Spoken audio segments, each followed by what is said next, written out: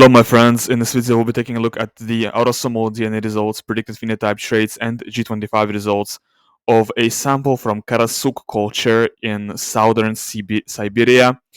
This individual lived in southern Siberia in the late Bronze Age period, and we are going to explore their traits, their ethnicity, and what they looked like, and what diseases they might have had, and essentially their genetic traits. Now, first we're going to start with their haplogroup. It is a female, and her mitochondrial lineage is U5A1A2A. It is a very typical mitochondrial lineage for Europeans. So this mitochondrial lineage, this female acquired from her European hunter-gatherer ancestry, and Karasuk individuals, Karasuk culture, they have a lot of ancestry from European hunter-gatherers. Essentially, the ethnogenesis of this culture, they are a mixture of Sintashta or Andronovo, or they're a mixture of Indo-Iranians in the steppe. They're a mixture of steppe Indo-Europeans plus some Baikal hunter-gatherers and Amur hunter-gatherers. They're a mixture of steppe Indo-Europeans plus these East Eurasian people from Mongolia. It is debated on the language that these Karasuk culture people spoke. It is debated. They might have been Indo-Iranian speaking. They might have been Turkic speaking. I personally believe they were Turkic in language. And then if you consider the G25 results and affinities of these Karasuk culture individuals, you see they're most similar to Bissermian and Udmurt. And if you consider the same Turbino horizon and the phenomenon of the spread of these arrowheads that are used in fights, in fighting styles, and the spread of N1 haplogroup, you could even make the case that they were Finno-Ugric speaking. You could make the case that this Karasuk culture was the ancestor of Uralic language speakers. You could even say that. But my opinion is that the Karasuk culture is Turkic. My opinion is that these are Turks. So this individual, we're going to look at what this individual scores with G25. We're going to look at distance with G25. The closest individuals to her are Bissermian, Udmurt, and Komi. Followed by that are Tatars from Kazan, Sami from Kola, then Sami. By the way, Sami from Kola are the more European types of Sami. So the closest individuals to her are various Finno-Ugrics from the Volga region, followed by Russians from Lishukonsk, which are also very similar to Finno-Ugrics from the Volga region, followed by Tatars, Mishar. Mishar Tatars are a little bit more West Asian shifted. They are kind of like Finno-Ugrics from the Volga region, but they are more West Asian shifted towards the Caucasus or like the Tajikistan, this type of shift. Followed by Chuvash, Russians from Pinega. They are more shifted towards Finland and the Baltic region. Finnish East, very Baltic. Tatar Lipka, they are very much West Asian shifted once again. So that's very interesting. And then at the very bottom we see Pamiri Shungnan, which I think are the most Baltic or Northern European shifted West Asians, and Tajik Kisor, which are, I think, just normal regular West Asians. Now let's look at are there other West Asians here? No, there's Pamiri Rushan here. Yeah, so Pamiri Rushan, I remember, are also very Northern European shifted West Asians. So the closest groups to this individual are Volga-Ural groups and the most Northern European shifted West Asians. Let's look at I already ran models on it, but let's try this again. Yeah, so you see the closest models, three-way admixture models and the mixture Norwegians. Khanty are Finno-Ugric people living in West Siberia, and Pamiri Rushan. And Rushan, Pamiri are kind of like the most European admixed, the most European-like Pamiris. They have the most European hunter-gatherer admixture in Tajikistan out of all groups that live there. So this is kind of what this individual resembles. There's quite a lot of Eastern admixture, but overall this individual is very European. There is just only 33% this West Siberian admixture. Overall, this individual is very, very European, and you can see the closest groups being Bissermian and Udmurt. It's much more European than what some of the other Karasuk culture individuals score. But I mean, it's not too surprising if you look at the typical breakdown of Karasuk culture samples. They only scored 21.4% by Cal Hunter Gatherer, and they don't score anything else that's East Asian. There's only 0.2% Yellow River, and I think that's it. I think there is no other East Asian components here, so they don't actually score that much East Asian, these Karasuk culture samples. So I guess this is actually kind of typical for them to score this much West Eurasian stuff. Interesting. So yeah, I mean, I think this is what we will see with the other Karasuk culture samples as well. I was under the impression they would be more Eastern, but yeah, okay. So in this case, I think I might actually change my opinion. I think I'm gonna change my opinion. I don't think they were Turkic. I think they were Uralic speakers because Turkics are probably not this Western. But okay, let's look at what they score with Nashakot calculator. Let's look at what this female scores with my Nashakot calculator. And it looks like she's scoring brown eye color at 59% likelihood, dark brown eyes at 29%, hazel eyes at 10%, and she definitely doesn't have green eyes or blue eyes with a name percenter or blue eyes, so that's completely out of the picture. Alright, so she definitely has some sort of a darker eye color. For hair color likelihood distribution, she has black hair or dark brown hair. And she definitely doesn't have any sort of hair color lighter than light brown or dark blonde or any sort of red hair or blonde hair or light brown hair. That's completely out of the picture, so her hair color is very dark, either dark brown or black. For skin color, it looks like she has either light brown or olive skin tone. I should say olive. I should pronounce that as olive. I've been told before in the comments that I'm mispronouncing it, so it's olive skin. And for hair texture, she definitely has straight hair at 84% likelihood. And there's a 12.9% odds for wavy hair, but most likely she has straight hair texture. For nose shape, she most likely has a snub shaped nose. Interesting. And for coloring related variants, she does not have any light color variants here. So with Snipper 3, we already know she's going to score brown. No blue haplotype 2 either, so she's going to score brown. No BH1 either. But she does have heterozygous genotype in BH3. That's very interesting. Once again, we see a mislinkage here. This linkage when she's got light color variant in BH3 without any light color variants in BH2 or 1. It should not really occur. Stuff like that should not occur. But in this case, we examine that. We see that happening. Okay, she does have two light color variants in this version of SLC24A5 and SLC45A2. That's typical for Europeans. But overall, she's definitely very dark because she lacks BH2 and BH1. And she does not have any ginger variants in MC1R. Alright, so we already know that because of these genotypes, because of these 1, 2, 3, 4 genotypes, she's gonna score brown eyes with Snipper 3. So we don't care to check that. Let's look at the phenotype oracle. What phenotypes does she score with the phenotype oracle? And it looks like the closest phenotypes to her with the phenotype oracle are very exotic. It looks like the closest phenotypes to her are this, which is a Native American phenotype, followed by this, which is another, in my opinion, I think it's a Native American phenotype, but I've been told it's Tibetan.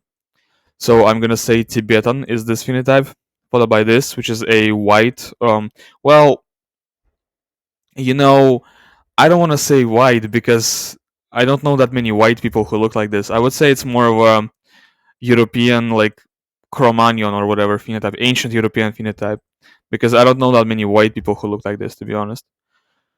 And for the mixtures, for the two-way mixtures of phenotypes, the closest mixtures are a mixture of Turanid plus Amerindian. I actually know more white people who look like this than like this. Ironically, I know more white people in the United States who look sort of like this than like that. So there's this phenotype plus this Turanid plus whatever this is. Turanid plus Amerindian is the closest mixture to her. Second closest mixture is Amerindian plus Alpinid. Third closest mixture is Amerindian plus this East Eurasian. Fourth closest mixture is this Amerindian as well plus on the bottom I think it's Dinaride. And the fifth closest mixture is a mixture of Tibetan plus Alpinid. So I mean it's pretty much the same thing 5 times in a row. It's pretty much the same thing except for the third time. The third mixture is different. Let's actually check what does she have for the EDAR, because it looks like with this type of admixture, where she's scoring all these East Eurasian admixtures for the phenotype oracle, she must have East Eurasian genotypes for the EDAR. Let's check that out. And exactly, yes, she does. So she has heterozygous genotype and all the three variations for EDAR. So that's why she scores what she does for the phenotype oracle, because she has heterozygous genotype and all the EDAR variations. Let's check the other genotypes for facial morphology oracle. So she's got genotypes for shorter mid-face length, intermediate odds of protruding nasal bridge, larger nose size, um, nose pointing up, lower odds of missing teeth, slightly thinner eyebrows, and intermediate eyebrow thickness. But the reason she scores all these East Eurasian phenotypes for the facial morphology oracle is that she's got all these East Eurasian alleles for the EDAR. Alright, let's check what she scores for the biomarkers panel. For the biomarkers panel, she's got slightly above average levels of vitamin D. That's pretty good stuff. Healthy. She's got below average levels of LDL cholesterol, really good, really healthy. Pretty much average levels of HDL cholesterol, pretty good, pretty healthy. Above average levels of glucose, okay. Average levels of hemoglobin, okay. Slightly below average blood pressure, which is good. Above average level of iron in the blood. Wow, that's crazy. So it looks like she carries variants for hemochromatosis actually, because that is way above average. Let's look up hemochromatosis. So she's a carrier for the C282Y hemochromatosis mutation, but she's not a carrier unless she doesn't have hemochromatosis unless she is also an H63D carrier, right? Okay, but is she a H63D carrier?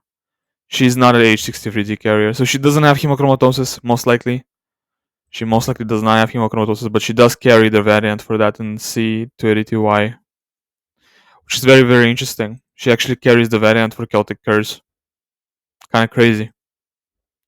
Alright. She's got higher odds for higher level of sex hormone binding globulin.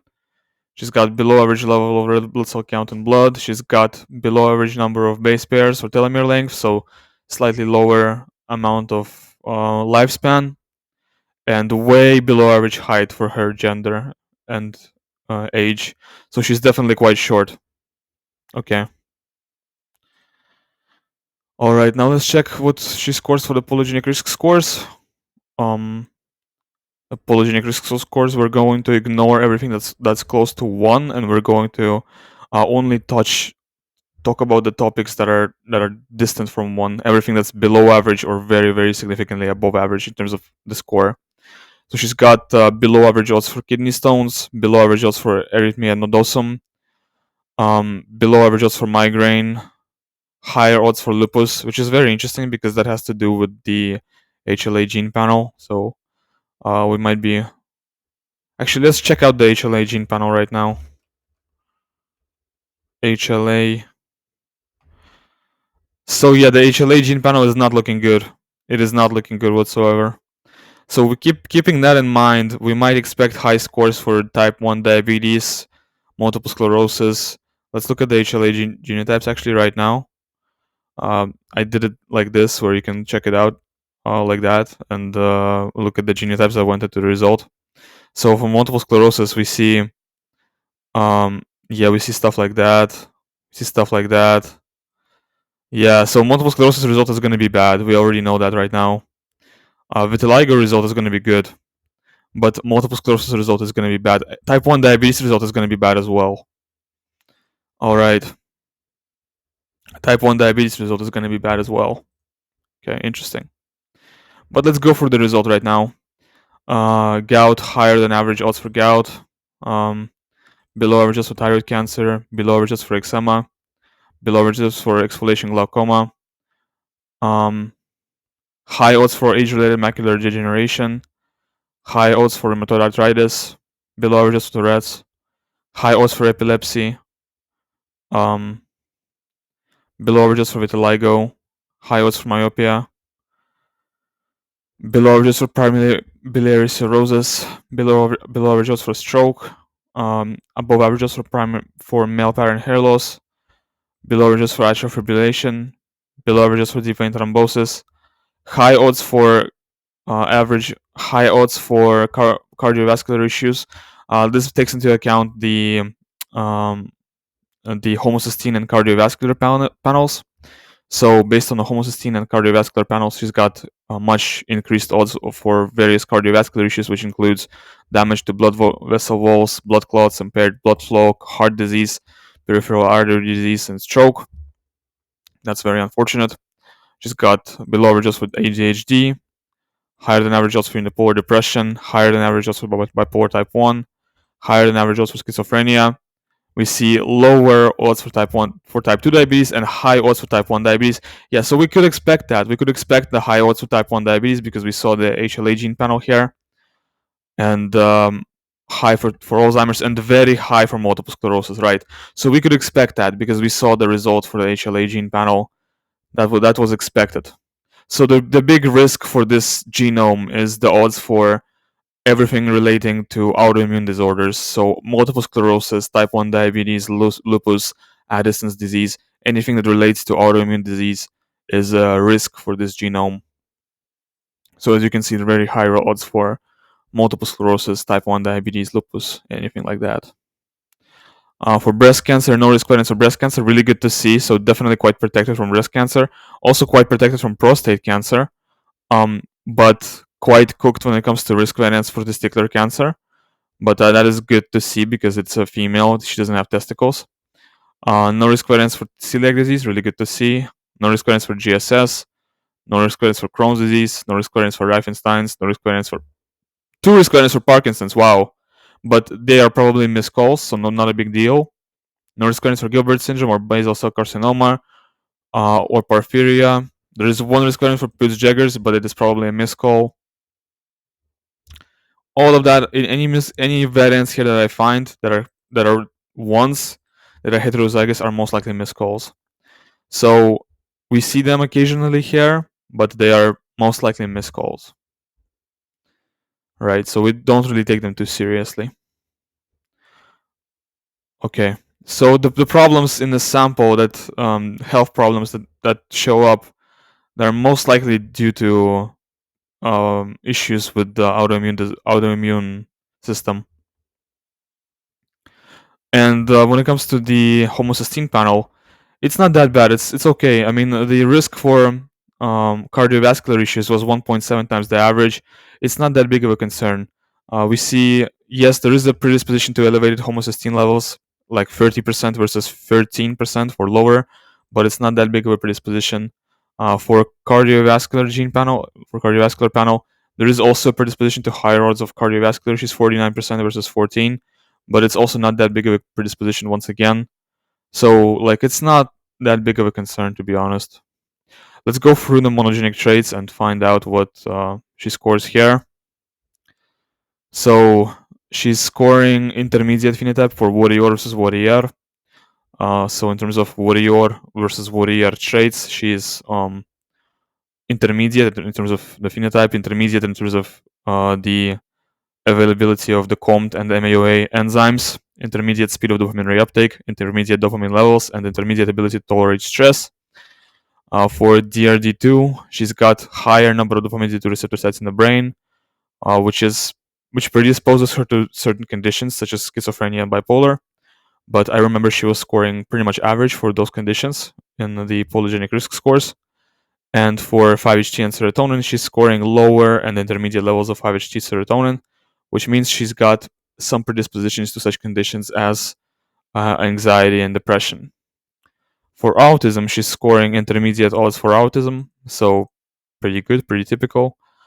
For lactose persistence, very interesting. She's scoring lower odds of a lactose persistence, so she actually is lactose persistent. She is not lactose intolerant.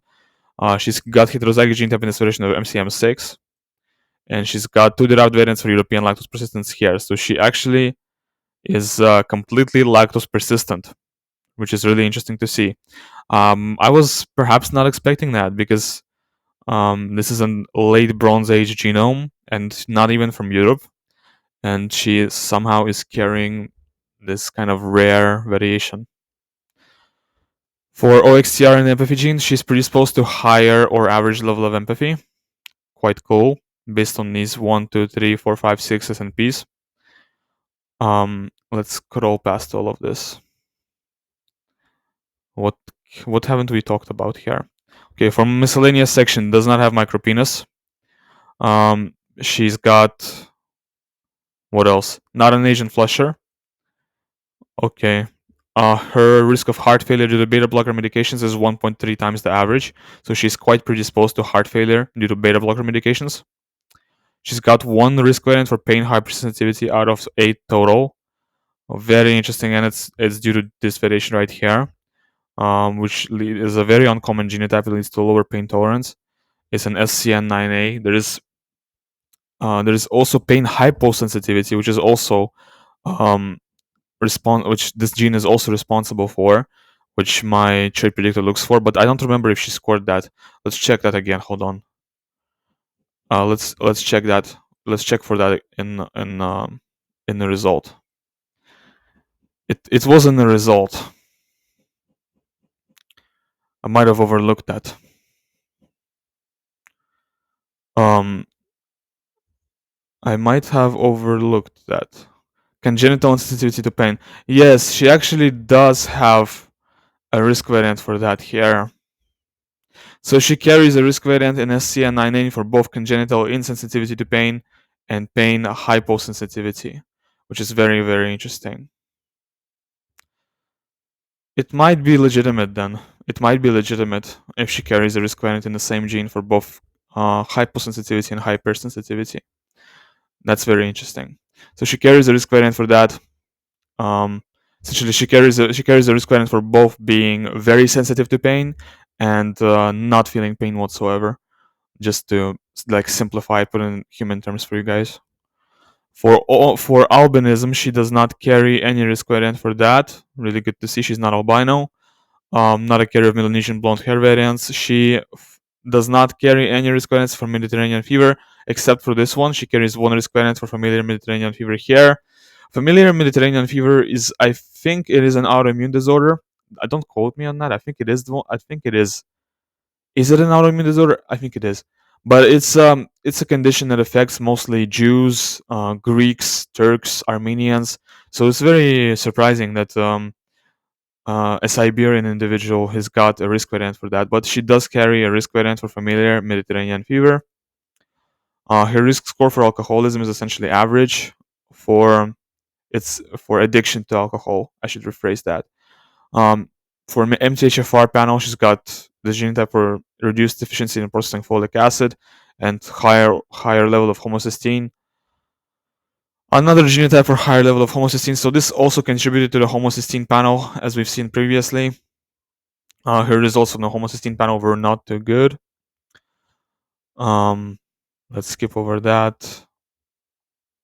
Now let's go over the rare diseases and traits panel. This might be interesting to see. There's a lot of information here to go over, but we're gonna try to get over this quite quickly. She's got some predisposition to hemoglobin E disease, so there's 1 risk allele here. She's got 1 risk allele for aortic aneurysm and dissection. She's a carrier for that. This is pretty rare. But this is probably a miscall. To be honest, it's probably a miscall. She's got significantly increased risk for rheumatoid arthritis and systemic sclerosis. Risk allele is T. And that's pretty much it. I don't see anything else here. She's got risk variant C here, which leads to higher odds for eosinophilic esophagitis, but it's pretty common. I've seen that previously. She does not have HLA-DQ8 haplotype, normal or lower risk of celiac disease, which is pretty good to see. So she does not carry a risk variant for that, for the celiac disease. Okay, and Crohn's disease, she does not have any risk variants for Crohn's disease that are important. Canavan syndrome does not have any risk variants for that. HIV and AIDS panel, she has 1 protective variant from HIV in HLA-C, which is really good to see. And MTRR gene panel, she does not have. She has 1 risk allele for disorders of intracellular globin metabolism, but out of all the other variations, she does not have any risk alleles whatsoever. So it's 1 risk allele out of 1, 2, 3, 4, 5, 6, 1 out of 12 risk alleles. Really good track record. really good to see. And no risk variance for muscular dystrophy myopathies, no risk variance for ADL either. For color blindness panel, no risk variance for color blindness in OPN1SW or OPN1LW. For FTO gene panel, she has a predisposition to lower or intermediate odds of obesity based on 1, 2, 3, 4, 5, 6, 7, 8 SNPs. Based on 6 SNPs, she has a straight up average odds for syncope. Syncope, in case you don't know, is when you faint due to a loss of blood flow to the brain. And for biotraits panel, let's see. Looks like she's got 2 copies of the quote-unquote hunter-gatherer COTCL1 gene variant, which leads to a reduced ability to process carbs and sugars. And finally, after we scroll through all of that, for the blood type, she most likely has blood type A. Once again, blood type A at 77% likelihood, blood type B at 21.8% likelihood, and she probably does not have blood type O or blood type AB. Most typical blood type for humans worldwide is type O, but in her case, her blood type is type A. Or maybe type B. Type B is also a possibility here, but it's most likely type A. Well, anyway, leave your thoughts in the comments. What do you think the culture and by culture I mean linguistics and material culture is? Do you think it's a Turkic individual? Do you think it's a Finno-Ugric individual? Do you think she might have been Iranic speaking? Leave that in the comments. Leave your suggestions, what you want me to cover in the comments as well in the future. And also, I want to remind you that in the description of the video, I will leave the links to buy my trade predictor. I will be making some updates to trade predictor, and these updates I will be releasing them very soon. There will be a sale after I release this updates. Version 14 is coming out very soon. Right now I'm doing some updates, like for example, this right here. Moving this here was a update that I did, but soon I'm gonna release that to the public, and some more stuff that I'm gonna add as well. And you guys can buy that from the link which is in the description of the video. Make sure you check out the description. The description has so much stuff. Just check it out, read it, and leave a like and subscribe if you enjoyed the video. Thanks for watching. Goodbye.